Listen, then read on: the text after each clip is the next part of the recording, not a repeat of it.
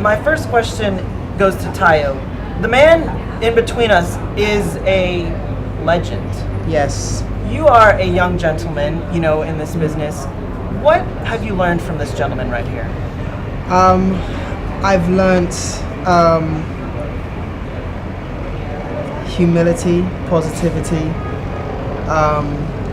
I've learnt that he has an immense amount of musical talent that I wish that I can get to one day.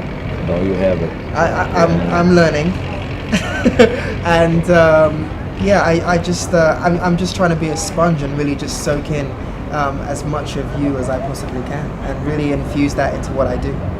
And my question, what have you learned from Taio? Well, we've been talking here, just being here in my hometown, and I'm just really impressed with his simplicity, with his sincerity, and his sensitivity. I mean, those three things, when they come together, I told him he's going to have a long career ahead of him, and the talent, of course.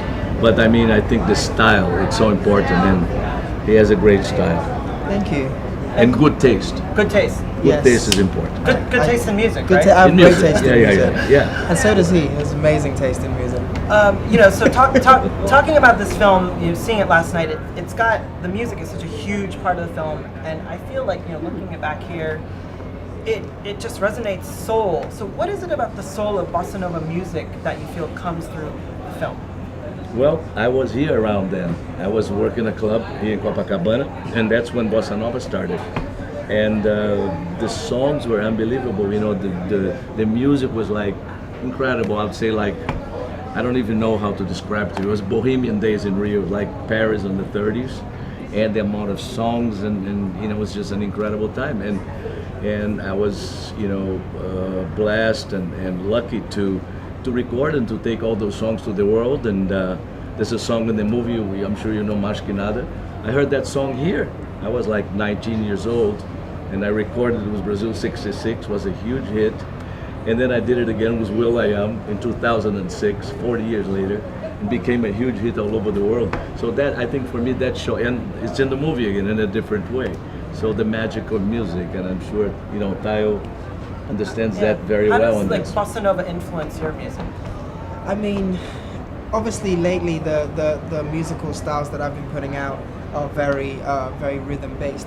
It's a lot of dance and electro pop that I put out at the moment, but I'm definitely a big fan of just learning different rhythms and different styles, and whether it actually be the percussion or the drums that you're using in a record, or whether you take that percussive motion and use it as a vocal part, or the melody that you can use in certain drums. You suddenly use the simplicity of that in a song, and so people kind of think, why does that sound so good when it's only two notes? But it's really just the way that you've done it, and it's actually a drum that you're actually singing.